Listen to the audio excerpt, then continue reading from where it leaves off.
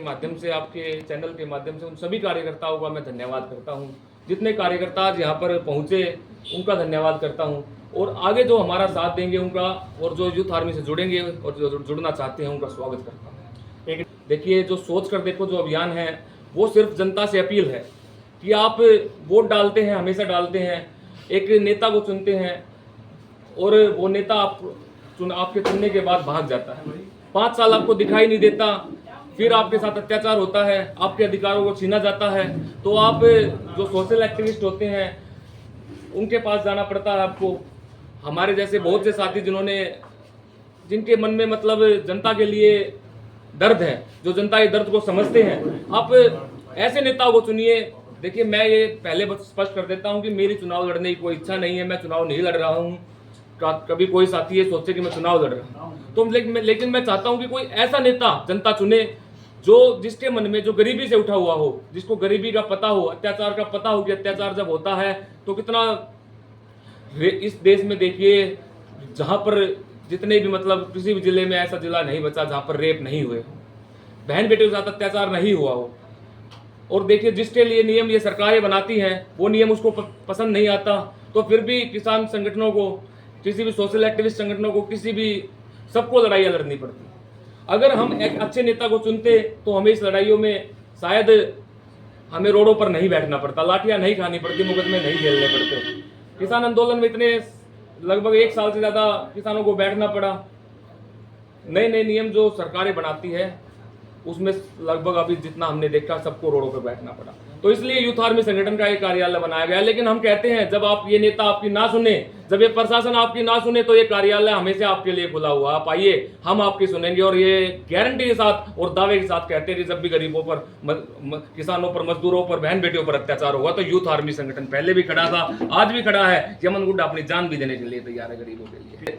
विकास कार्य की बात ऐसी है, सरकारों ने जो कुछ करवाया उसके लिए सरकारों का शुक्रिया करते हैं, और जो नहीं करवाया उसके लिए हम अब उम्मीद करते हैं, क्योंकि अब हमारे पास मौका है। और अब मौके को चूक गए तो फिर से आप हर 5 साल बाद फिर यही सवाल होने हैं भाई। और जनता से अपील है कि दोबारा पत्रकारों को ऐसा सवाल पूछने के लिए मजबूर ना करो कि विकास हुआ या नहीं हुआ। आप एक ऐसे नेता को चुनिए जो सिर्फ 5 साल बाद हम यही बोल सके कि विकास हुआ और हुआ। कौन से पार्टी को बताने तो दीजिए, फिर बता देंगे कौन है अच्छा। देखिए, वोट तो डाल दी है।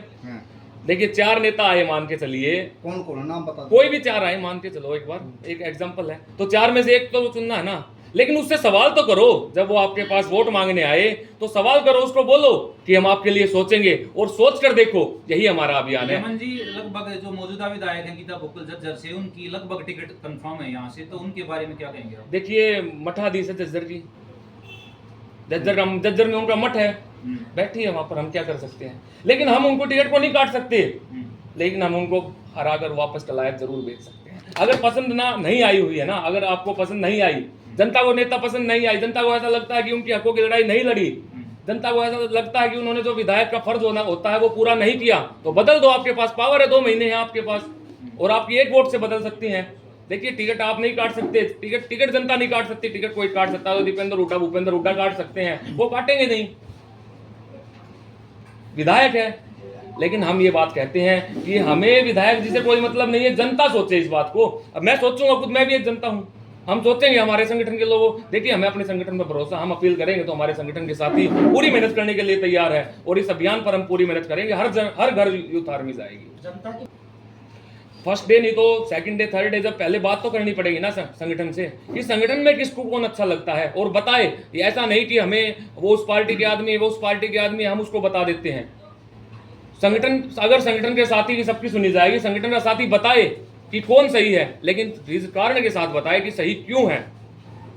हम बताएंगे कि ये सही है, और हम जिसकी सपोर्ट करेंगे ना, कोई भी पूरे हरियाणा जनता में जिसकी हम जहां पर भी सपोर्ट करेंगे, दावे के साथ कहते हैं कि हमारे पास आ जाना। अगर वो आपकी नहीं सुने, हाथ पकड़ के बात नहीं मनवाई ना, तो हमारी जबान है, नहीं तो सपोर्ट ही नहीं करेंगे। नेताओं के सामने एक बात रखी जाएगी कि अगर मान लीजिए झज्जर विधानसभा में हम किसी को सपोर्ट कर रहे हैं, या पूरे हरियाणा में हम किसी को सपोर्ट कर रहे हैं, तो हमारा सिर्फ एक ही वो होगा कि भाई आप लोग कुछ ऐसा कीजिए कि इन गरीब आदमियों को हमारे पास ना आना पड़े, क्योंकि देखिए, जब एक मेरी उम्र लगभग 24 साल है, मैंने ऐसे ऐसे अपने जैसे बहुत साथी देखे जिनके ऊपर 19-19 साल 20-20 साल की उम्र में केस लग जाते हैं ना। तो फिर वो किसी, जब उनको 25-30 साल की उम्र जब उनकी होती है, जब उनको ये पता चलता है कि अब हमारी जरूरत हमारे परिवार को है, तब उनको ये पता चलता है कि हमारे ऊपर तो मुकदमा दर्ज है, हमने तो वहां पर प्रदर्शन किए थे, तब उनको ये दिक्कत होती है। देखिए ना, हमें तो किसी नौकरी की जरूरत है सरकार की, ना कुछ और चाहिए। यमन गुड्डा जब तक जिंदा है ना, चाहे कल मर जाओ, जब तक जिंदा है गरीब मजदूर किसान की हक की आवाज हमेशा उठाता रहेगा। राजनीति कर रहा है बताओ आप, हमें तो ये पता है, हमने राजनीति कहाँ की। जब हम ये 2 महीने खत्म होने के बाद आपने कहा संगठन तय करेगा, संगठन तय करेगा, मैंने तो नहीं कहा। मैंने तो ये कहा था संगठन सपोर्ट जिसको करेगा ना, संगठन उससे जरूर पूछेगा कि आप लोग गरीबों की आवाज उठाओगे या 5 साल बाद फिर चंडीगढ़ से हमें पकड़। 15 साल से विधायक है। देखिए 1% भी नहीं, मैं नहीं मानता। जहां मैंने प्रदर्शन किया, जहां पर भी, और वहां पर किया जहां पर किसी ने जनता की नहीं सुनी, लेकिन मैंने जहां प्रदर्शन किया आज तक मैंने झज्जर विधायक को वहां नहीं देखा। और मैंने हर नेता से अपील की, हर बार की, मैं 10-10 दिन तक लगातार अपील की कि हर नेता से मेरा रिक्वेस्ट है, आमंत्रित है कि आइए। मैं जब मैंने प्रदर्शन लगाया, टेंट लगाकर मैं बैठा, यूनिवर्सिटियों के बाहर में बैठा, धरनों पर मैं बैठा, तो एक भी नेता ने आकर ये नहीं कहा कि यमन आप लड़ाई लड़ो, हम आपके साथ हैं।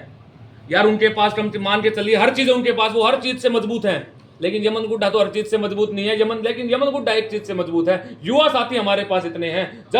जब भी सरकारें इन लोगों पर अत्याचार करेगी, जनता पर अत्याचार करेगी, जब उनके हक और अधिकार छीने जाएंगे, तो हमारे युवा साथी हर लड़ाई के लिए तैयार है। 27 मई को यूथ आर्मी आज से 2 साल पहले बनाई गई थी, और लगभग 17 जिलों में यूथ आर्मी की एक मजबूत टीम खड़ी है।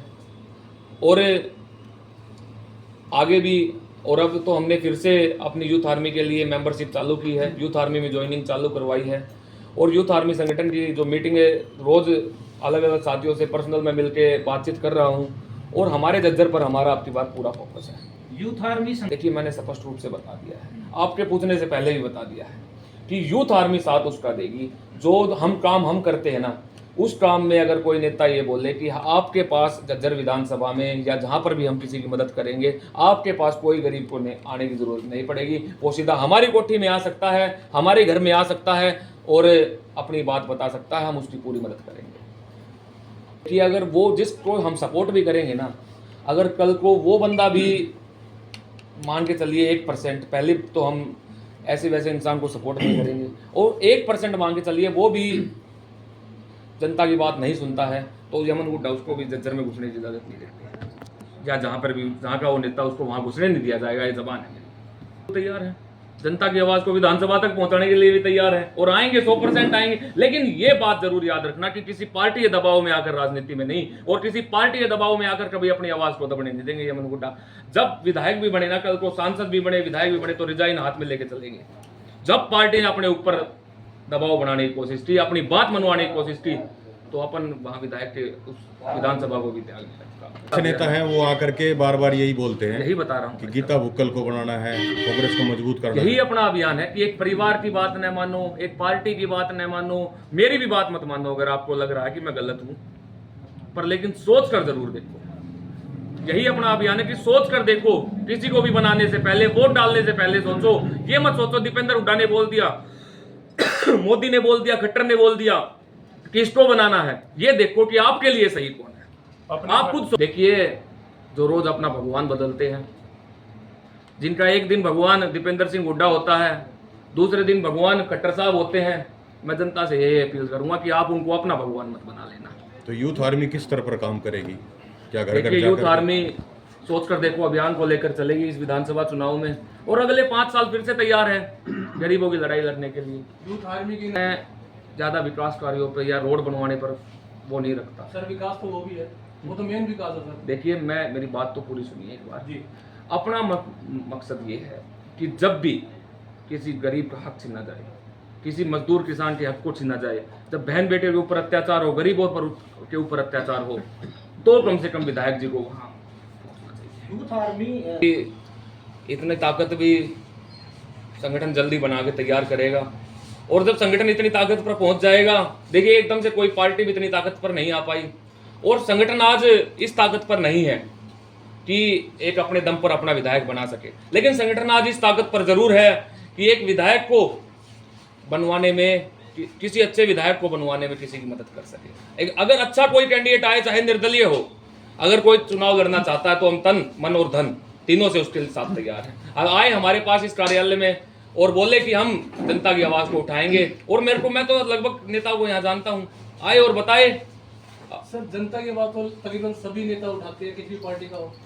कब उठाई आप बताओ एक बार भी? जज्जर में किस नेता ने जाके आवाज उठाई? पार्टी का नेता आता है इलेक्शन अभी 4 महीने छोड़कर पिछले 4 साल में एक नेता आप ऐसा बता दो जो चुनाव लड़ना चाह रहा और उसने आवाज उठाई हो, एक नेता बस। नहीं, आपकी नजर से मौजूदा विधायक ने काम नहीं किया है यहाँ पे।